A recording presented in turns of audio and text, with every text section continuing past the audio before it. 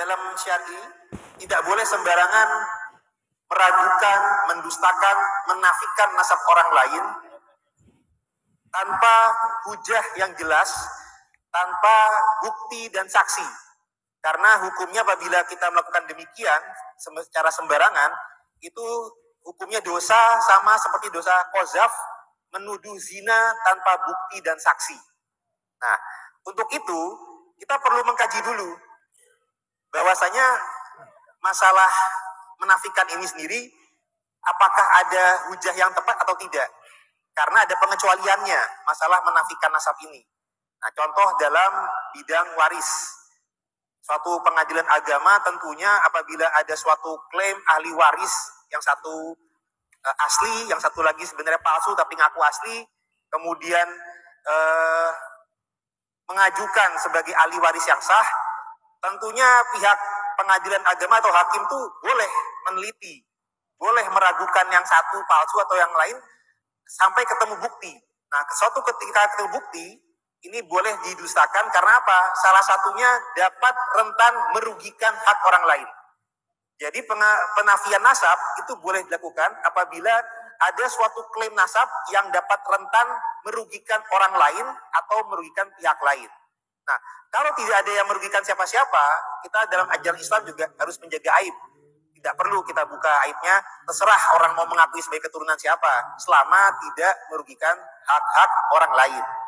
Nah, tapi nyatanya ada hal-hal yang dapat merugikan hak orang lain. Ini kita temui dari saudara seiman kita dari kalangan kaum keturunan imigran Arab Hadrami di Indonesia. Nah, kami sangat sayangkan banyak sekali oknum-oknumnya itu yang dapat merugikan pihak orang lain. Nah, itu yang akan kita kaji latar belakangnya dalam sejarah kita juga. Karena apabila dalam sejarah ternyata memang faktual mereka banyak merugikan pihak orang lain, maka kita boleh mengkritisi dan mengkaji nasab mereka, baik secara ilmu nasab maupun secara ilmu genetik. Jadi kajian kami yang secara sejarah ini sekedar latar belakangnya. Nanti yang mengkaji validitas nasabnya dari pakar ilmu nasab, Kiai Madin Usman, dan Teguh Kori, dan juga dari pakar genetik. Jadi kajian sejarah ini sebagai latar belakangnya dulu supaya pas secara syar'i. Karena kalau tidak ada terbukti, kita juga rentan dosa. Dan kami juga takut dosa untuk itu. Nah, jadi kalau sejarah ini juga ada sejarah kontemporer, ada sejarah masa lalu. Kalau sejarah kontemporer yang sekarang ini kita lihat, banyak oknum-oknum dari kaum Ba'alawi Hadrami Yaman ini yang mengaku sebagai zuriat Nabi, tapi kok sifatnya caci maki, menghina kebun binatang. Itu kalau kita lihat di medsos itu sudah ada kata-kata anjing, jangkrik, curut, kebo, macam-macam itu. Padahal ngakunya sebagai zuriat Nabi. Rasulullah saja akhlaknya rahmatan lil alamin, harusnya memberikan contoh yang baik sebagai keturunan yang kalau memang asli keturunannya ya, kalau memang asli harusnya memberikan contoh yang baik. Karena ibaratnya buah itu tidak jatuh jauh dari pohonnya. Nah, kalau pohonnya itu pohon mangga misalkan, harusnya buahnya ya manis juga. Tapi ini kok malah memberikan teladan yang tidak baik di masyarakat. Bahkan yang dihina, dicaci maki itu, waduh, itu tidak hanya orang-orang sembarangan. Korban-korbannya itu ada para kiai, para ulama. Ada sebutan dalam sejarah kontemporer, berguru kepada satu habib bodoh lebih baik daripada berguru kepada 70 kiai yang alim. Jadi merendahkan para kiai. Udah gitu, kepala negara kita saja ada berbagai video yang juga dicaci maki oleh tokoh-tokoh oknum. Kita di sini karena ini sistemnya ilmiah, saya bukan menyerang secara pribadi ya Pak Polisi ya, aman ini Pak. Intinya kami menyerang fenomena yang adanya Pak. Bahwasanya ada tokoh oknum tertentu yang jangankan ini kepala negara kita saja berani mereka hina, berani mereka caci maki. Gimana rakyat kita yang lain-lain yang masyarakat bawah, kalau kepala negara saja juga berani mereka hina. Nah juga ada bahkan kalau dalam kalangan agama itu sekelas Sultanil Aulia Syekh Abdul Qadir Al-Jailani pun direndahkan.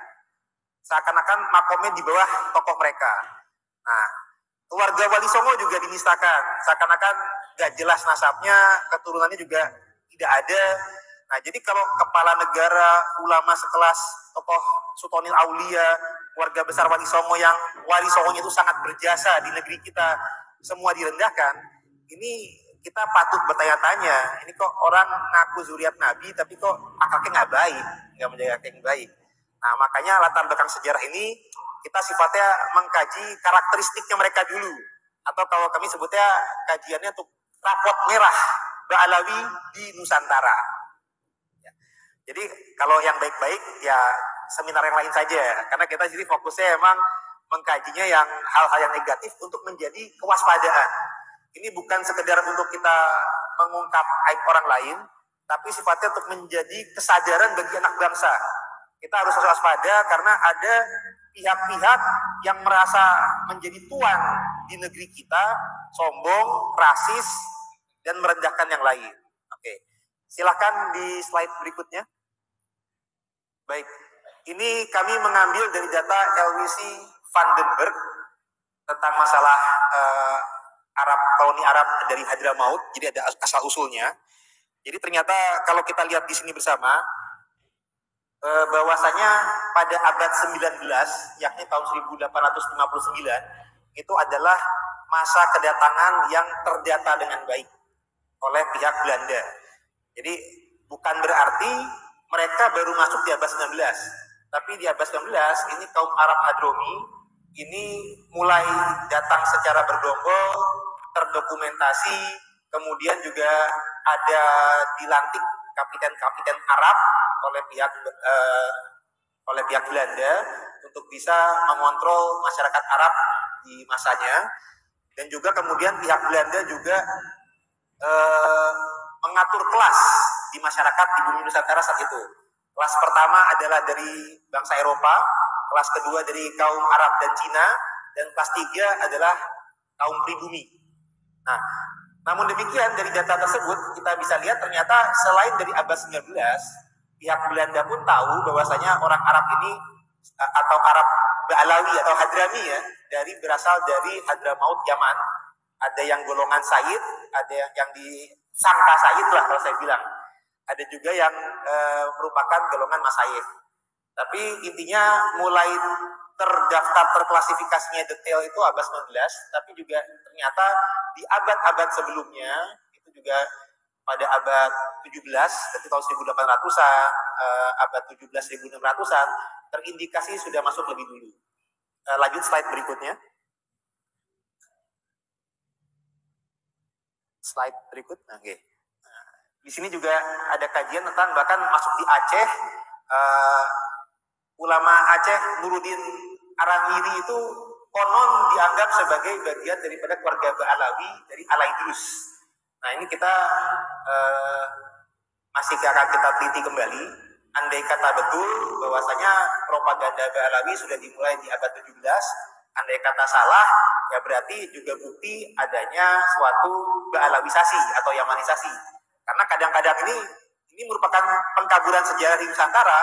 Kadang-kadang ada yang bukan dari kalangan Ba'alawi, namun di masa kemudian diba'alawikan. Jadi ini kita sifatnya, saya pun tidak menjustifikasi, intinya dari data yang kita sajikan, pada abad 17 tahun 1600 di Aceh, Nuruddin Arangiri ini adalah disebut oleh peneliti kita juga almarhum dari UIN juga, bahwasanya merupakan farmnya dari Alaidrus, dan juga melakukan propaganda. Propaganda ini bisa bermakna positif atau negatif ya, karena dalam bahasa Inggris. Jadi propaganda Hadromi ini sudah dimulai di abad 17. Nah, slide selanjutnya. Nah, ini adalah untuk di abad ke-18, tahun 1700-an, tentang masalah ratu yang di sini ada disebutkan di Ratu Banten. Jadi perlu saya ceritakan, ini juga merupakan bagian sejarah awal rapot merah Ba'alawi di Nusantara. Jadi kami dalam keluarga Banten ini ternyata sudah dari abad 18 Masehi, turun tahun 1750 sampai 1552, ternyata sudah ada upaya kaum Ba'alawi yang mengkudeta tahta Kesultanan Banten. Waktu itu adalah Ratu Syarifah Fatimah yang mengkudeta tahta Kesultanan Banten dari Sultan Zainal Arifin di kurun tahun 1750.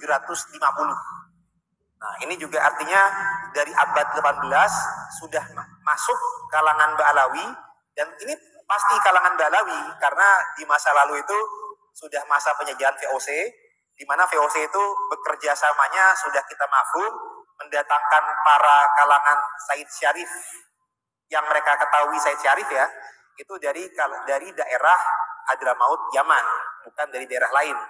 Jadi ketika ada gelar Ratu Syarifah Fatimah, yaitu maksudnya adalah dari kalangan wanita Hadromi Ba'alawi. Nah, beliau ini sempat menjadi janda dari Kapiten Bugis, kemudian sudah punya seorang putri dan sudah punya seorang menantu yang merupakan bagian dari keponakannya sendiri, karena kan nikahnya antar kerabat. Nah itu kemudian sang janda ini, ratu ini, menikah dengan Sultan Banten yang bergelar Sultan Zainal Arifin. Nah, Sultan Zainal Arifin ini sebenarnya sudah punya putra mahkota yang nantinya alhamdulillah kembali naik tahta dengan gelar Sultan Zainal Asikin. Tapi ketika itu masih menjadi seorang putra mahkota Pangeran Gusti. Kemudian terjadilah suatu kudeta di mana Ratu Syarifah Fatimah ini meracuni Sultan Banten tersebut. Kemudian putra mahkota yang bukan anak kandung beliau ya, dari putra mahkota dari istri yang sebelumnya, itu juga kong kali kong dengan VOC, itu diasingkan ke Sri Lanka. Nah, sehingga kemudian Ratu Syarifah Fatimah bekerja sama dengan VOC menjadi ratu di Banten dan mengangkat menantu sekaligus keponakannya yang bernama Syarif Abdullah sebagai Sultan Banten, yang sama sekali bukan keturunan daripada Trah Banten, tapi dari kalangan Ba'alawi. Nah, di tahun 1750 ini kemudian muncullah perlawanan dari rakyat Banten, dari keluarga besar Kesultanan Banten dan para ulamanya, yakni dari kalangan zuriatnya adalah Tubagus Buang alias Ratu Bagus Burhan bin Pangeran Kesatrian bin Sultan Abu Nasr Abdul Qahar bin Tanjung Tirtayasa. Jadi masih keturunan daripada pahlawan nasional pula. Dan beliau didukung oleh seorang ulama yang bernama Kiai Tapa. Jadi kalau di Jakarta dekat Grogol itu ada nama Jalan Kiai Tapa. Nah itulah tokoh-tokoh yang berjuang di masa abad 18 yang dilawan adalah VOC dan oknum Ba'alawi di masa itu, Profesor. Nah, Kiai Tapa ini sebagai seorang ulama, Tubagus Buang sebagai seorang umaro atau bangsawan Trah Banten, melakukan perlawanan, dan perlawanan mereka itu berhasil. Akhirnya Ratu Syarifah Fatimah ini dianggapnya tidak bisa menjaga kestabilan Banten, sehingga oleh VOC digulingkan atau diturunkan, kemudian dibuang ke Pulau Edam di Kepulauan Seribu. Artinya perjuangan daripada rakyat Banten saat itu berhasil, dan mereka juga berhasil atau tidak ditangkap oleh penjajah Belanda. Jadi kalau pahlawan yang lain itu kadang-kadang berhasil ada islah atau negosiasi tertentu, perundingan, kemudian akhirnya malah ditangkap, malah dijebak. Nah, tokoh Banten ini yang bernama Tubagus Buang dan Kiai Tapa alhamdulillah berhasil dalam perjuangannya untuk mengusir atau menggulingkan tahta daripada kalangan Ba'alawi yang sempat 2 tahun mengkudeta Kesultanan Banten, alhamdulillah. Dan mereka pun juga tidak berhasil ditangkap oleh penjajah Belanda karena menggunakan strategi penyamaran.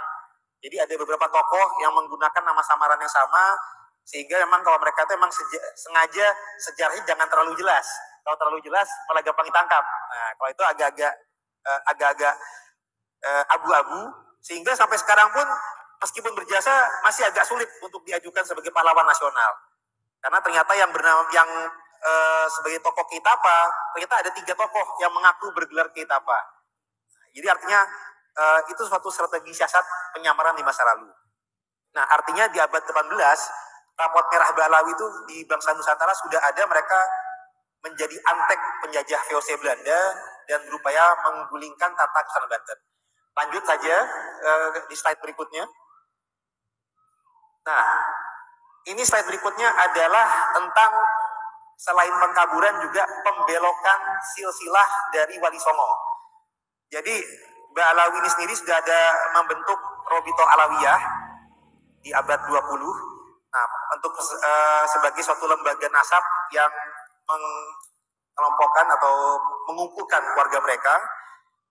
Untuk pendirian awal kalau menurut kitab yang satu bukan di 1928, tapi mungkin ada diformalkan di tahun 1928 hanya selisih 2 bulan dari Sumpah Pemuda.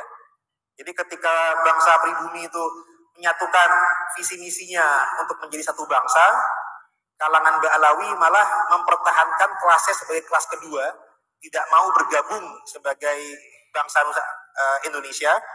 Mereka mendapatkan legalitas daripada waktu itu udah bukan lagi VOC, tapi sudah di masa ini sudah di abad ke-20. Nah, jadi kalau tadi abad 18, nah kalau 19-nya nanti saya lewat sedikit tentang Pak Mufti Betawi itu di abad 19, cuman nih kita lihat dulu kita skip dulu ke abad 20, awal abad 20, tapi ini keterkaitannya dengan abad sebelumnya. Karena ini masalah nasab ini sudah ternyata terindikasi tidak hanya dari abad 20, tapi dari abad sebelumnya sudah mulai ada upaya pengkaburan dan pembelokan sejarah dan silsilah. Jadi Rabithah Alawiyah berbagai ahli nasabnya juga sudah membuat kitab Syamsu Az-Zohiroh. Di sini juga ada syarahnya. Dalam syarahnya itu Wali Songo dengan sampel yang di sini adalah leluhur kami Sunan Gunung Jati. Itu dicatat silsilahnya keturunan Rasulullah generasi ke-23 melalui jalur Asmat Khan Ba'alawi. Dan di halaman berikutnya juga sudah dicatat keturunan daripada Sunan Gunung Jati melalui jalur Kesultanan Banten sampai ke 14 generasi. Artinya mereka dulunya mengakui keluarga Wali Songo itu eksis, ada sebagai keturunan Rasulullah, dan keturunan pun masih ada. Tapi di masa-masa kemudian ada pembelokan lagi, ada pengkaburan lagi. Rabithah Alawiyah mengakui ada, tapi kemudian menyampaikan keturunannya tidak bisa mereka sahkan. Mereka padahal ada data tertulisnya, keturunan-keturunan Sunan Gunung Jati daripada jalur Kesultanan Banten tentu ada. Tapi mereka nyatakan tidak ada data yang meyakinkan untuk mendata keturunan ke bawahnya karena tidak tersensus oleh mereka selama 5 abad. Klaimnya mereka seperti itu. Nah, satu lagi dari kalangan Naqabatul Ashraf, pimpinan Ali Zainul Abidin As-Segaf dan Ali Din, itu menyampaikan lebih jauh lagi bahwasanya Wali Songo sebagai zuriat Nabi pun belum tentu benar. Jadi yang tadinya di sini udah ditulis sebagai zuriat Nabi, di lain pihak Wali Songonya pun diragukan. Dinyatakan bahwasanya yang tercatat dalam ahli nasab Yaman hanya dari Rasulullah sampai dengan Abdul Malik saja, sedangkan dari Abdul Malik sampai dengan Wali Songo itu dikaburkan atau dibelokkan seakan-akan tidak jelas. Jadi Wali Songo itu belum tentu keturunan Rasulullah, apalagi keturunannya gitu. Itu ada sejarah kontemporer yang berkembang sampai dengan sekarang, Profesor. Jadi sudah ada yang namanya pengkaburan dan pembelokan sejarah kepada keluarga Wali Songo. Nah, tapi keluarga Wali Songo insya Allah menanggapinya tidak dengan emosional, tapi kami dengan kajian ilmiah, sehingga nanti juga akan ditampilkan juga manuskrip-manuskrip kami yang ternyata kita kaji kembali apakah betul Wali Songo leluhur kita itu memang keturunan jalur Ba'alawi Yaman, apakah tidak. Nah, ternyata Profesor, dalam data yang ada, Wali Nusantara ini ada 2 jalur muasal. Ada yang dari jalur Maghribi atau Maroko, ada yang dari jalur Samarkand Uzbekistan. Jadi contoh yang tokoh-tokoh yang dalam sejarah di Pulau Jawa itu tokoh yang bernama Maulana Maghribi. Nah, datangnya dari Maghrib. Ternyata bukan Maulana Yamani, bukan Maulana Hadrami. Nah, begitu pula tokoh yang ayahnya Sunan Ampel, Ibrahim Asmarakandi, berasal dari Samarkand Uzbekistan, bukan dari Yaman. Nah, ini ternyata bukti silsilah yang ada ini pembelokan. Kok silsilahnya dari jalur Asmakan Ba'alawi disambungkannya malah ke jalur Ba'alawi muasal Yaman. Nah, jadi akhirnya kita secara sejarah sudah mulai melihat ternyata memang ada pengkaburan dan bahkan pembelokan. Dan ini kita indikasi ada kepentingan mereka juga. Karena Wali Songo itu berjasa atas dakwah Islam di bumi Indonesia. Bahkan umat Islam terbanyak di dunia adanya di Indonesia. Dan jasanya itu dari jasa dakwah Wali Songo. Nah, mereka mau menumpang ketenarannya keluarga Wali Songo, mengaku Wali Songo itu sebagai bagian dari keluarga mereka. Nah, tapi kemudian keturunannya mereka hilangkan jejaknya. Sehingga seakan-akan yang jelas sebagai zuriat Nabi adalah mereka. Dan mereka ingin menjadi majikan di negeri ini.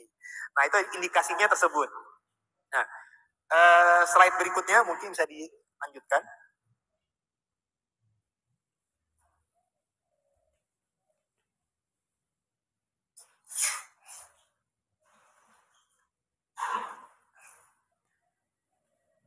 Oh, apa sabotase nih? Oh, enggak ya. Baik, ini adalah transliterasi dan terjemah dari naskah Carita Purwaka Caruban Nagari. Yang ini alhamdulillah sudah ketemu manuskripnya disimpan di Museum Sri Baduga Bandung. Nah, arti kata di sini kami dapati ternyata upaya pembelokan dan pengkaburan sejarahnya itu ternyata sudah dari abad 18, bahkan mungkin 17. Tapi kalau yang 17 kita masih mungkin, yang jelas abad 18, tapi ini aslinya nih pakai kecarakan. Tapi kalau kami tampilkan kecarakan, saya pun masih sulit membacanya karena saya bukan filolog. Jadi ini saya tampilkan transliterasinya, bahwasanya di abad 18 atau tahun 1720, naskah Cirebon ini menjadi pintu masuk awalnya pembelokan silsilah oleh kalangan Balawi. Jadi ketika itu Cirebon sudah di bawah pengaruh Belanda, dan Belanda ini pun juga bersekutu dengan VOC, dengan Balawi sebagai rekan mereka. Dan ternyata sejarah silsilah Sunan Gunung Jati ini sudah mulai dibelokkan ke jalur Ba'alawi, terindikasi dengan nama-nama sudah ada dibelokkan ke nama Abdul Malik, nama Baidillah, nama Alwi sudah ada. Tapi anehnya kita bisa lihat juga nama putranya Jafar Shodiq, kalau betul memang dari jalur Ba'alawi, mestinya lewat jalur Ali Al-Quraib. Tapi di sini masih tercatat dengan nama Kasim Al-Malik. Artinya mungkin penulis Cirebon ini masih berupaya menjaga data leluhurnya, bahwasanya leluhur Cirebon itu bukan lewat jalur Ba'alawi, bukan dari Ali Uraid, tapi dari jalur Musa Al-Kazim. Sehingga nama Kasimnya itu masih tercatat, ini terlihat gado-gado, tapi masih menjadi indikasi bahwasanya keluarga Wali Songo belum tentu ke jalur Ba'alawi. Nah, tapi ini menjadi bukti bahwasanya memang sudah mulai ada upaya pembelokan dan pengkaburan sejarah tersebut. Nah, makanya di tampilan berikutnya, ini kita dengan PDF bisa mulai tampilkan, kita setelah meneliti, ternyata dari manuskrip-manuskrip yang lebih, bukan yang ini, yang PDF. Setelah itu baru yang ini nanti.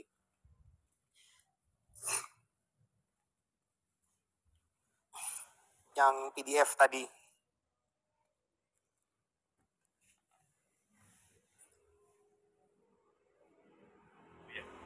Ya, ini. Ini juga alhamdulillah hasil pertemuan di Benda Kerap Cirebon tuh kami mengkaji bersama keluarga-keluarga besar kami dengan Kiai Imat, dengan Kori, dengan keluarga dari Madura. Kita menemukan bahwasanya manuskrip-manuskrip Nusantara itu jelas membuktikan leluhur Wali Songo, khususnya Sunan Gunung Jati, sesama keturunan Sayyidi Madil Kubro, yang jalur Al-Bukhari Al-Husaini, yang menurun juga ke Sunan Ampel, Sunan Bonang, Sunan Derajat.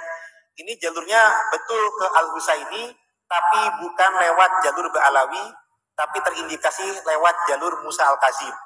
Nah, kalau dalam pertemuan kali ini kami belum membahas jalur yang Maghrib, itu jalurnya ke Al-Hasani, karena itu datanya di keluarga pihak Madura.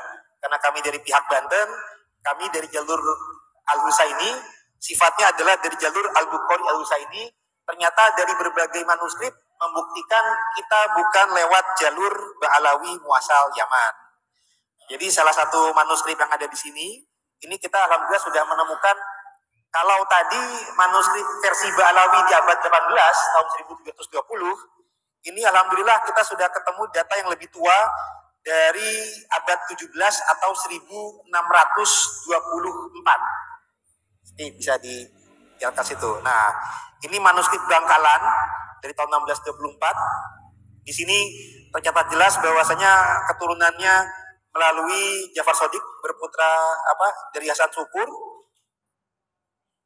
berputra Samauduki, berputra Ali Naki. Nah, Ali Naki itu adalah keturunan daripada Ali An-Naki, yang artinya memang keturunan daripada Musa Al-Kazim. Dan juga selain manuskrip Bangkalan di tahun 1624, kita juga temukan manuskrip Tapal Kuda. Mungkin bisa dilanjut. Nah, ini manuskrip Bangkalan juga tahun 1624. Jadi keturunan daripada jalur Ali An-Naki tercatat di sini. Kita percepat saja karena waktu saya mungkin nggak banyak nih, biar Profesor Anhar bisa banyak juga. Nah, ini lanjut. Yang kedua, nah ini manuskrip Tapal Kuda dari tahun 1650. Ini juga jelas mencatat bahwasanya Jafar Shodiq ini berputra Musa. Kita percepat lagi ke manuskrip Pamekasan tahun 1700. Nah, ini tahun 1700. Ini juga sama. Ya, kita percepat lagi, ada manuskrip Syekh Hasan Muhi. Karena ini waktu kita nggak begitu banyak ini ya. Nah, intinya dari masa ke masa ini ternyata ada penjagaan data tentang jalur Musa al-Kazim. Nanti di manuskrip naskah Pertasinga juga tahun 1903 juga ada. Ya. Nah, ini juga nih. Nah, ini dari Cirebon naskah Pertasinga tahun 1903. Nah, artinya banyak, gak cuma satu. Jadi bukannya kami yang kami ini berupaya meluruskan tapi dituduh membelokkan, Prof. Padahal justru mereka yang membelokkan. Nah, gitu. Nah, kemudian lanjut ada buku. Nah, ini adalah terjemah dari disertasinya Pak Profesor almarhum Profesor Husein Jayadiningrat yang menuliskan disertasi di tahun 1913. Jadi di masa beliau saja, beliau mencatat silsilah Sunan Gunung Jati dari berbagai sumber data, sama sekali tidak ada yang berjalur ke Ba'alawi.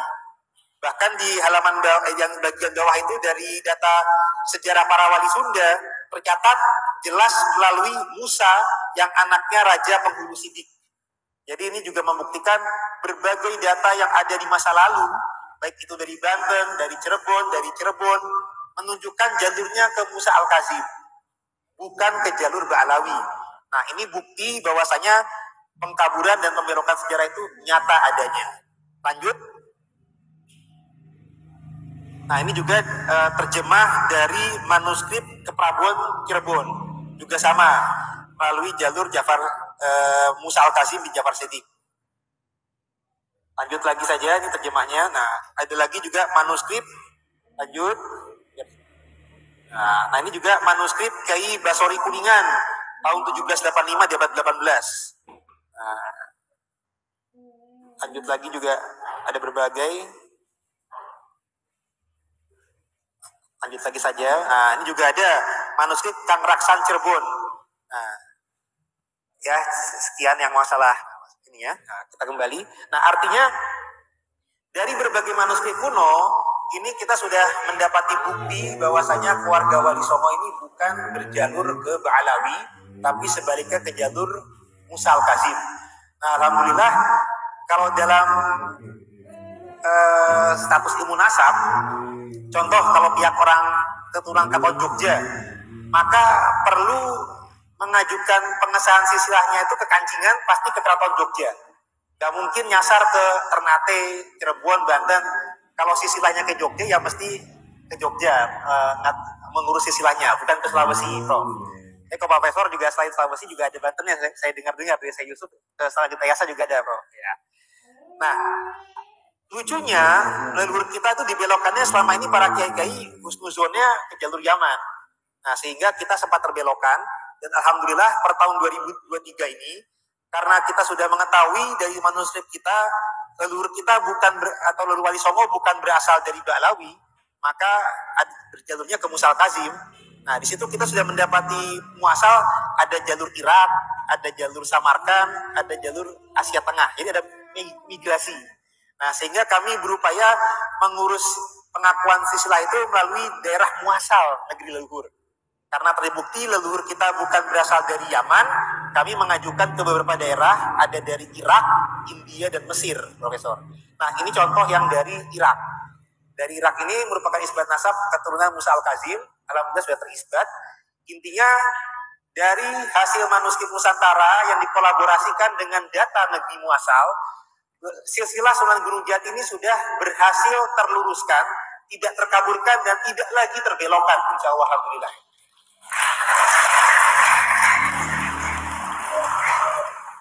Jadi Syarif Hidayatullah Sunan Gunung Jati, nasabnya yang benar, beliau sebagai Sunan Gunung Jati atau Sunan Mahdum Gunung Jati. Nah, gelar Mahdum ini juga satu kunci penting. Karena kalau para Ba'alawi gelarnya Habib, kalau para Wali Songo gelarnya Mahdum. Ini menandakan yang bergelar Mahdum adalah keturunan dari jalur Asia Tengah, Prof. Nah, Syarif Hidayatullah Sunan Jati, nasab yang benar yang aslinya adalah bin Abdullah Imaduddin atau Letuddin, bin Ali Nurul Alam, bin Jamaluddin Akbar Al-Husaini, istimewanya sama. Nah, bin Mahmud Nasiruddin. Ini sesuai dengan data Jawa aliasnya adalah Mahmudil Kubro. Sedangkan Jamaluddin Husain atau Jamaluddin Akbar aliasnya adalah Jumadil Kubro kalau dalam data Jawa. Jadi Jumadil Kubro bin Mahmudil Kubro alias Mahmud Nasiruddin dalam data Pakistan, dalam data Irak juga.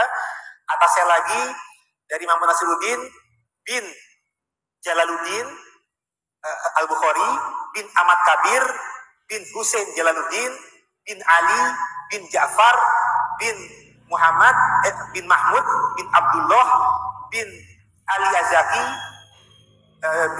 bin Ali bin Ja'far Az-Zaki, kemudian bin Ali An-Naqi atau An-Naqawi bin Muhammad Al-Jawad At-Taqi bin Imam Ali Arido bin Musa Al-Kazim bin Ja'far Shadiq bin Muhammad Al-Bagir bin Ali Zainal Abidin bin Imam Husain bin Imam Ali bin Abi Thalib yang menikah dengan Sayyidah Fatimah Zahra binti Rasulullah Muhammad Sallallahu Alaihi Wasallam. Jadi tidak lewat Ba'alawi. Kalau lewat Ba'alawi itu konon lewatnya Ali Uraid. Tapi Ali Uraid itu adalah adik daripada Musa Al-Kazim. Nah, dulunya kita dibelokkan dari Ali Uraid berputra Muhammad An-Naqib, berputra Isa Al-Basri, berputra Ahmad. Itu semuanya masih faktual. Tapi ketika berputra Ubaidillah, nah disinilah yang akan jadi masalah yang nantinya akan dikaji oleh tim nasab. Nah, intinya kita lanjut saja ke slide berikutnya. Nah, di sini adalah fakta para syarifah Alul Bait yang menikah bukan dengan golongan Bani Hasim atau sesama Sayyid.